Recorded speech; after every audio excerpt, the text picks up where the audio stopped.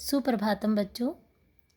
जैसा कि मैंने आपको हिंदी साहित्य के 2 अध्याय पढ़ाए हैं, लेकिन अब मैं आपको संस्कृत वर्णमाला का सामान्य परिचय देना चाहती हूँ और आपको ये कॉन्सेप्ट समझाना चाहती हूँ कि किस प्रकार से वर्णमाला में स्वर और व्यंजन, दीर्घ स्वर किस प्रकार से आते हैं और किस प्रकार से इनका संस्कृत व्याकरण में प्रयोग होता है। सबसे पहले हम इनकी परिभाषा के बारे में जानेंगे। सबसे पहले है संस्कृत वर्णमाला में वर्ण। वर्ण किसे कहते हैं? मुख से उच्चारित होने वाली उस छोटी से छोटी ध्वनि को वर्ण या अक्षर कहते हैं, जिसके और टुकड़े ना हो सकें। जैसे कि हम जब कोई भी शब्द बोलते हैं, हमारे मुंह से जो मुख से उच्चारण होता है वह छोटी से छोटी ध्वनि जिसके टुकड़े ना किए जा सकें, उसे वर्ण कहते हैं। जैसे अ के कोई टुकड़े नहीं किए जा सकते, ना इस पे कोई मात्रा, क्योंकि यह स्वर इसके टुकड़े नहीं हो सकते। ई, उ, क, च, प आदि। अब है वर्णमाला। वर्णों के समूह को वर्णमाला कहते हैं। संस्कृत वर्णमाला में कुल 48 वर्ण हैं, 48 वर्ण हैं। इनमें 13 स्वर हैं, 33 व्यंजन और 2 अयोगवाह। इस प्रकार से संस्कृत वर्णमाला में एक संस्कृत की छोटी सी मैंने स्वर और व्यंजन की तालिका के माध्यम से आपको मैं समझाना चाहती हूँ। जैसे कि संस्कृत वर्णमाला में 2 होते हैं, स्वर और व्यंजन। संस्कृत में इनको बोलते हैं स्वरः व्यंजनानि। ऐसे ही स्वर के 2 भेद होते हैं, हर्षव स्वरः एंड और दीर्घ स्वरः। इसी प्रकार हम स्वर की सबसे पहले परिभाषा जानेंगे। जो वर्ण बिना किसी दूसरे वर्ण की सहायता से बोले जाते हैं उन्हें स्वर कहते हैं। जो वर्ण बिना किसी दूसरे वर्ण की सहायता से बोले जाते हैं उन्हें स्वर कहते हैं। जैसे हर्षव स्वर। हर्षव स्वर कौन से होते हैं? अ, ई, छोटा उ, री, लृ। इन स्वरों के उच्चारण में एक मात्रा का समय लगता है। और ये कौन से होते हैं? हर्षव स्वर, जिनमें एक मात्रा का यानी कि हमारे उच्चारण करते समय कम समय लगता है, वो हर्षव स्वर होते हैं। हर्षव का मीनिंग होता है छोटा, दीर्घ होता है बड़ा। दीर्घ स्वरः आ, ई, उ, री, ए, ओ, औ। इन स्वरों में हर्षव स्वरों से दुगना समय लगता है। ये संख्या में 13 होते हैं। और इस प्रकार से अब हम पढ़ेंगे व्यंजनानि। स्वर का आपको सबसे पहले बताया है कि स्वर 2 प्रकार के होते हैं, हर्षव स्वर और दीर्घ स्वर। हर्षव होता है छोटा और दीर्घ होता है बड़ा, यानी जिसमें एक मात्रा का समय लगता है वो हर्षव स्वर होते हैं, और जिनमें हर्षव स्वरों से दुगना समय लगता है वो दीर्घ स्वर होते हैं। इस प्रकार ये है व्यंजनानि। व्यंजनानि संस्कृत में व्यंजनानि बोलते हैं और हिंदी में व्यंजन होते हैं। ये संख्या में 33 होते हैं। जो वर्ण स्वरों की सहायता के बिना नहीं बोले जा सकते उन्हें व्यंजन कहते हैं। व्यंजन 3 प्रकार के होते हैं, स्पर्श व्यंजन, अंतस्थ व्यंजन और उष्म व्यंजन। सबसे पहले हम पढ़ेंगे स्पर्श व्यंजन।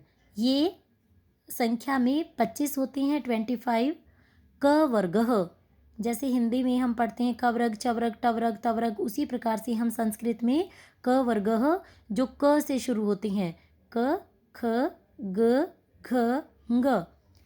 फिर च वर्गः, च, छ, ज, झ, य।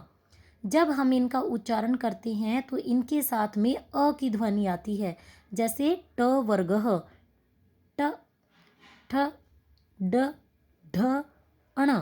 ऐसे ही त वर्गः, त, थ, द, ध, न। प वर्गः, पवरग, प, फ, ब, भ, म। इस प्रकार से ये टोटल संख्या में 25 होते हैं। उसी प्रकार से आगे है अंतस्थ व्यंजन। अंतस्थ व्यंजन ये संख्या में 4 होते हैं, य, र, ल, व। अंतस्थ जो हमारे अंतःकरण को छूते हैं। जैसे हम इनका उच्चारण करते हैं य, तो हमारी जो जीभ होती है वो तालव्य को छूती, य, र, ल और व। तो ये अंतस्थ व्यंजन ये 4 होते हैं संख्या में। उसी प्रकार से उसम व्यंजन ये भी 4 होते हैं, जैसे जिस व्यंजन के उच्चारण में हमारे मुख से ऊष्मा निकलती है, यानी कि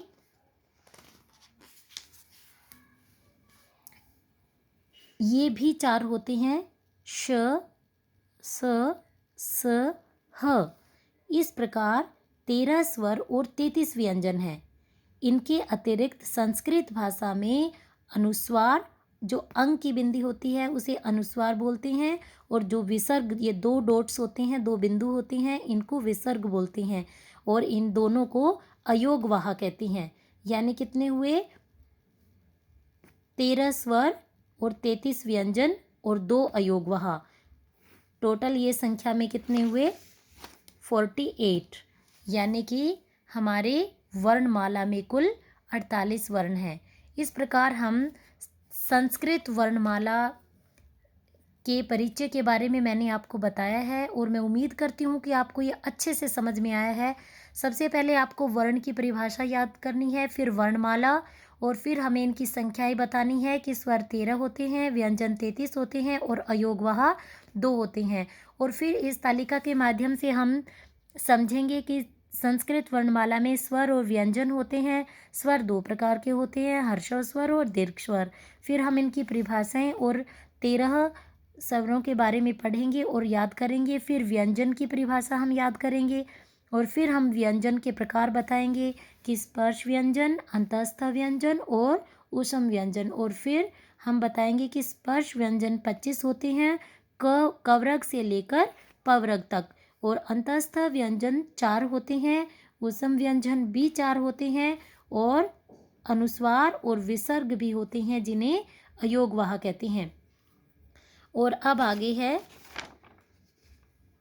मात्रा अवबोधनम। मात्रा अवबोधनम होता है मात्राओं के बारे में जानकारी।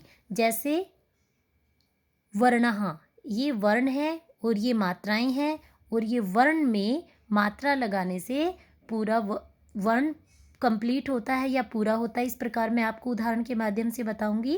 अ में कोई मात्रा नहीं है, जैसे क पे हलंत लगा हुआ है। अगर हम क पर ये तिरछा हलंत, तिरछा डंडा ये लगाते हैं, हलंत लगाते हैं, तो इसका मतलब होता है कि ये आधा अक्षर है, यानी कि ये आधा क। और अगर हम इसमें अ स्वर को जोड़ देंगे तो ये पूरा बन जाएगा क, और ये हलंत इसका हट जाएगा। उसी प्रकार से आ में जैसे क में क पे हलंत लगेगा, व्यंजन में हमेशा हलंत लगेगा, क्योंकि आपने पीछे भी पढ़ा है जैसे कि हर व्यंजन में हलंत लगा हुआ था, जैसे क, ख, ग, घ, ग, च, छ, ज, झ, य, सब में हलंत लगा हुआ था।